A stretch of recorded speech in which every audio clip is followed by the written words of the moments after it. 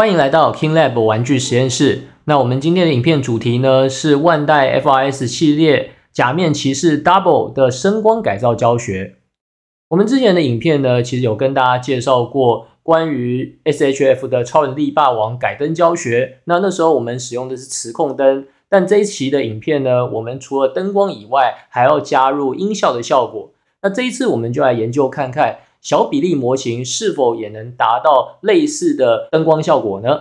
但在做改造之前呢，我们就要先来思考一下，要如何呢帮模型加入灯光以及声音的效果。那首先呢，如果只是灯光的话，只要把 LED 焊接上去，加上电池即可。可是呢，如果你要加入音效的话，那势必就要使用控制板。那有鉴于呢，各位可能玩玩具都是专家，可是对于程式设计的部分，并不是非常的擅长，所以呢，我们采用一个比较简单的控制板，它叫做 Microbit。OK，Microbit 最大的好处呢，就是它写程式不一定要打 code， 而是可以用积木堆叠的方式呢，让去给控制板下指令，那一样呢可以做出复杂的控制效果。所以呢，我们第一步呢，就先来介绍一下要如何制作开关以及呢 LED 灯。按钮呢，各位可以发现我这个切割垫呢，一格呢是1公分，这个按钮啊真的是非常的小啊，它的尺寸大概是3×4mm左右。右边这个小小的 LED， 哦天哪，这个比芝麻还要小啊！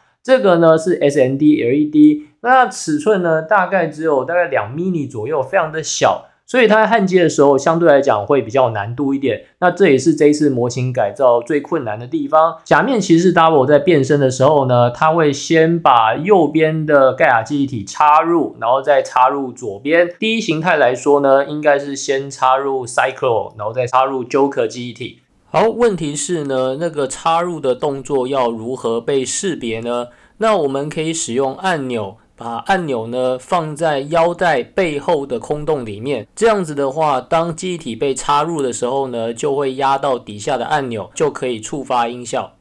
好，那我们首先呢要开始焊接按钮的部分。那我们准备的工具有烙铁架，然后呢按钮，还有焊锡。那最后呢则是2条银丝线。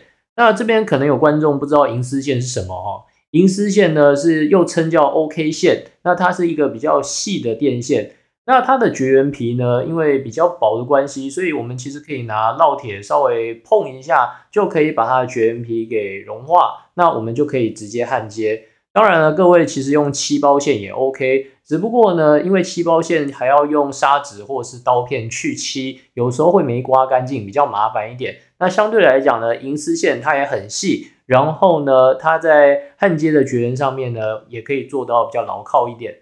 好，所以我们这一次在改造的时候，我们就使用 OK 线、银丝线来作为我们的连接电线。好，那我们首先呢，先把按钮呢给固定在粘土上面，那这样子固定呢会比较牢靠，才不会焊接的时候才不会到处乱晃。它可以看到左右边呢，这个银色的部分呢，就是我们的接角。按钮呢没有分极性，所以不管焊哪边都 OK。我们要先帮银丝线呢去皮，所以这时候呢拿烙铁，我烙铁已经加温好了，然后呢把烙铁头在上面呢稍微戳一下。好，戳完了以后，各位可能会发现呢，上面呢绝缘皮就已经融化，然后露出了一点银白色的部分。那再来呢，第二个部分呢，我们要先帮按钮上面呢上一点锡。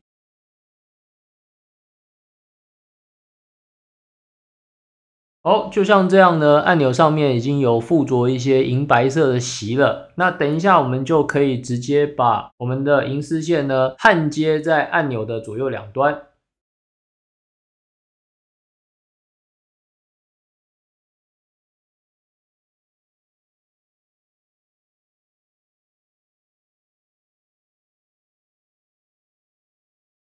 焊接方向呢，原则上最好是跟按钮垂直，这样子焊接的焊点呢会比较不容易松动。焊完以后呢，稍微拉一下，如果呢稍微用力拉，然后你焊点都没有松脱的话，表示呢应该是没有问题的。好，这样子呢就已经焊接完成了。好，那按钮焊完了以后呢，再来我们要帮按钮尾端的银丝线呢焊上这个杜邦线。OK， 这个杜邦接角呢，这样子才可以直接插到我们的扩展板上面。那杜邦线呢，可以看到它后面呢，其实是就跟一般的电线差不多。那这个部分我们要自己去皮。那去皮的话，只要拿斜口钳或者是拨线钳轻轻一夹，那就可以很简单的呢，把后面的绝缘皮给撕开，露出电线的部分。准备好了以后呢，我们照刚刚一样的方式，首先呢，先帮我们的杜邦线的尾端加一点焊锡，这样子等一下焊接的时候会比较好焊。好，焊接完成了以后呢，现在呢，我们的 OK 线跟杜邦线的接角呢，我们呈平行，然后呢，直接把它焊接上去。好，稍微拉扯一下，只要没有松开，就表示焊上去了。好，拉扯一下，没有问题。好，那为了防止它们短路呢，我会先用胶带把这个接点呢给缠起来。好，做一个保护的动作。好，另外一个接点呢也是一样，这样子呢才不会因为碰触到而造成短路。好，做到这边呢，按钮的焊接就已经完成了。那这样的线呢，我们总共要做3组，因为呢有左边、右边的记忆体触发按钮，以及呢扳成 W 的按钮，总共要做3组。这个是左边就是插入 Joker 记忆体的变身腰带插槽。好，把它翻过来，翻过来以后呢，我们要剪除的呢是这边，从这个卡榫以上的这个 L 字形，一直到这边这个 L 字形的区域呢，都要被挖除。那当然这边墙壁的部分呢，建议呢也是再剪掉一点会比较好。等一下在3按钮的部分呢，会比较方便一点。好，用斜口钳呢，直接把它剪开。好，剪开了以后呢，再来呢，我们要用笔刀把剩余的这边，剩余斜口钳剪不掉的地方呢，我们再把它清除干净。总之呢，我们要让它这边到这边呢，都可以留下一个插入按钮的一个插槽。好，当我们用笔刀把它刮，就是把里面内部都卡榫都刮干净了以后呢，再来呢，我们要把按钮给镶进去。OK， 拿出好我们刚刚焊接好的按钮呢。先试装看看。好，按钮的位置呢，大概是要装到这边，然后把它塞好。塞好了以后呢，拿胶把它固定就可以了。好，那现在呢，我们把按钮塞进去了以后呢，就上一点点的胶，从这边上一点瞬间胶，然后呢，把按钮呢给粘在这个卡榫上面。那注意不要太接近这边的转轴，要不然到时候会插不进腰带里面。好，可以稍微尝试一下。我们把记忆体呢从这边插进去，好，插进去了以后呢，我们碰一下这个记忆体。那这个时候呢，其实是会有按钮的按压感觉。那做到这边呢，就表示我们的触发机关是没有问题的。好，接下来呢，我们左边的 Cyclo 记忆体插槽呢，也是以此类推。那我们总共做2个这样的按钮开关，插入记忆体以后呢，就可以触发它相对应的音效。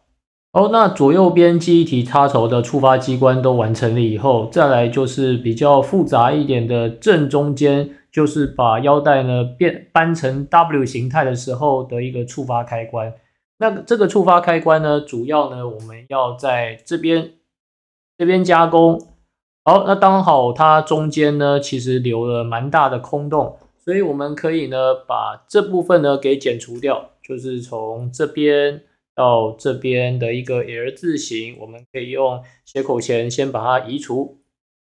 哦，记得这个上部的卡榫因为会挡到走线，所以这个部分呢，我们要先把它剪短一点。OK， 不用连根拔起，那只要把这边卡榫可能会卡到线的部分给剪掉即可。好，处理完毕了以后呢，会留下这边左边这边的一个空洞，然后这时候呢，我们就可以把按钮给塞进去。那要注意的是，这边的腰带呢，因为它是它在搬过来的时候，它其实是斜的，碰到腰带中间的部分，按钮呢必须要是倾斜的状态，才可以被记忆体的底部搬过来的时候触发到。好，现在呢，我们已经把按钮固定上去了。那它其实呢是靠这边就是 Joker 记忆体插槽，然后在搬过来的时候呢，它会压到这边的按钮，然后进行就是变身的触发动作。好，接下来呢，我们处理腰带的部分。那腰带的部分呢，有几个地方要做调整。第一个就是因为它原本固定记忆体插槽中间红色零件的位置呢，它这个右边的插槽呢已经被我们用按钮占满了，所以我们要把这一块给修掉。然后呢，以防万一，我们下方呢可以留一个走线的卡榫，那到时候呢，我们就可以把这总共有3条电线呢，我们把它藏到后面去。这样子正面看起来会比较美观一点。好，我们用接口钳，然后把这一块给消除掉。好，剪掉卡榫了以后呢，等一下我们这边还要再留一道沟槽，然后让线可以走过去。处理好的腰带会像这样子。那留下左边的卡榫，中间呢有一道沟槽走线用的。那右边这个卡榫呢已经被我们完全移除掉了。现在呢，我们就可以准备把我们刚刚装上按钮的3个零件给装上去。好，现在我们把记忆体插槽左右边卡上，那最后呢，我们就把中间的零件再装上去。装上去的时候要小心按钮有没有碰到红色零件。那现在呢，我们简单先把线路接在控制板上面，然后呢，实际插入记忆体，看一下音效部分有没有正常被触发。首先是 Cyclo。OK， 正常。再来是 Joker。好，最后呢，我们把记忆体插槽搬开试试看。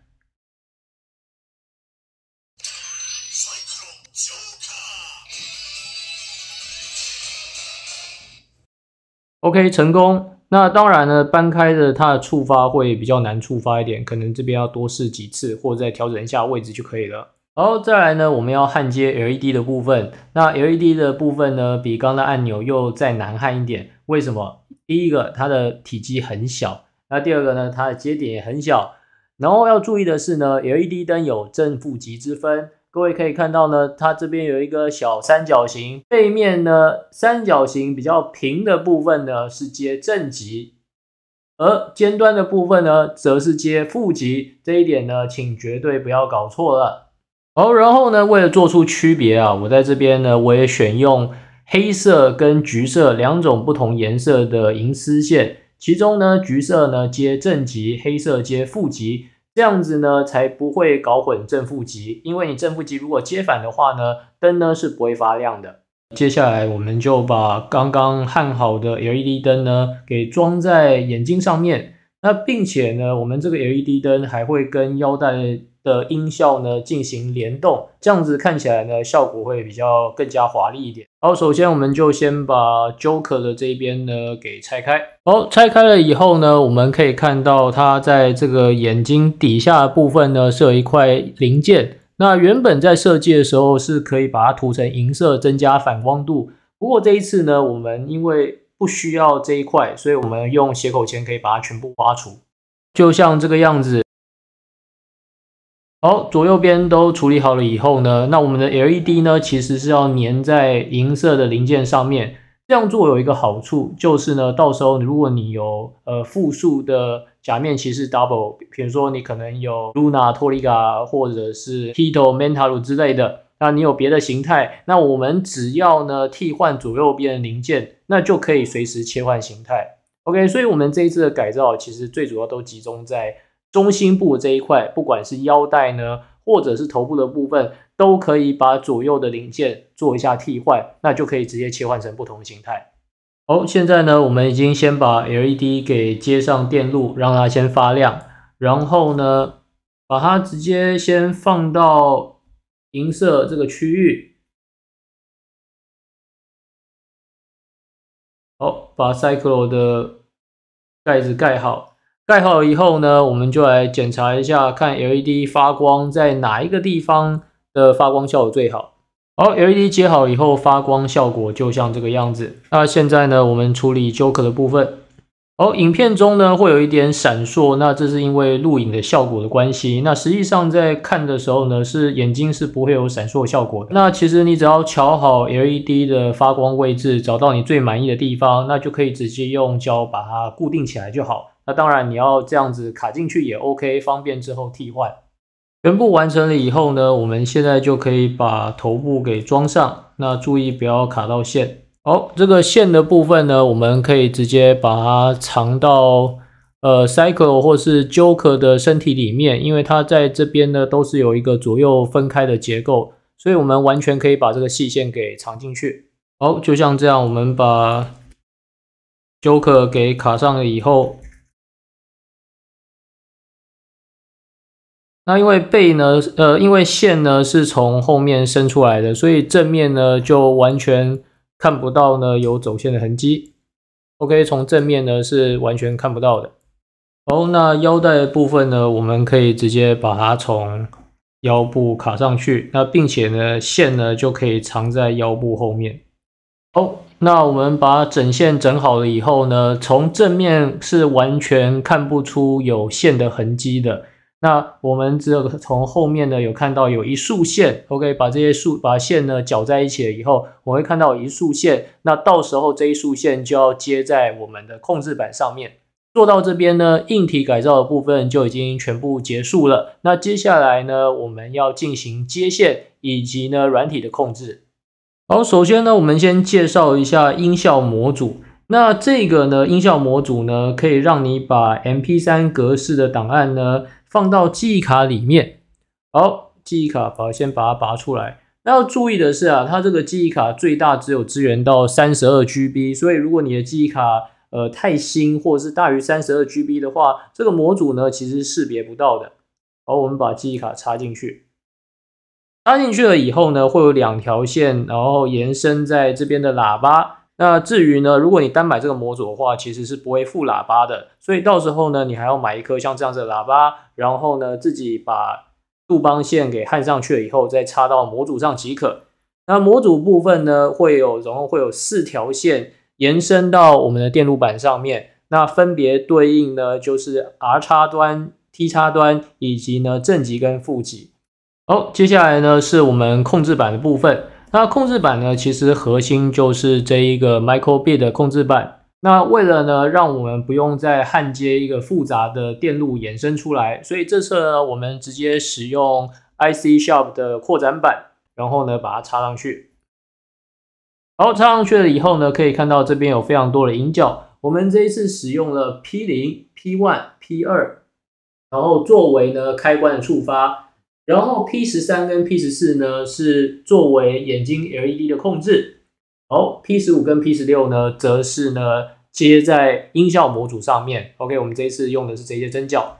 那我们现在先把音效模组插上，再来呢我们插上 LED 灯。那 LED 灯的正极跟负极不要搞错了。好，最后呢插上3个按钮的排线。OK， 电路的部分呢这样子就接完了。再来呢，我们来看一下程式的部分。那可以看到这边都使用积木的程式，虽然看起来很多，但主要是在灯光控制的部分。那实际上程式算是偏简单的，不用写 code 就可以控制像这样子的声光模型改造。好，最后呢，我们来测试一下实际上的效果。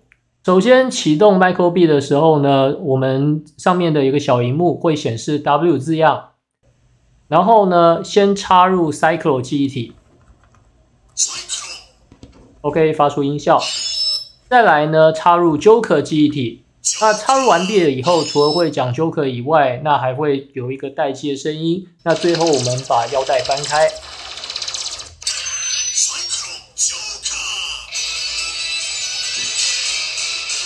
好，搬开完了以后呢，就是变身完成。除了腰带本身的玩法以外呢，还有写一些像是放必杀技的音效 ，Joker 的必杀技。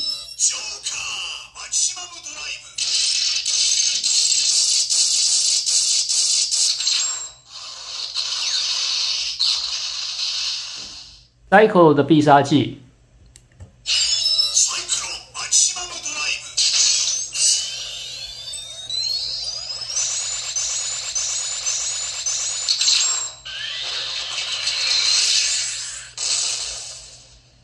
按下 B 键呢，会有经典台词。好，这时候如果 A 跟 B 一起按下去的话呢，就会有旋风王牌极致形态。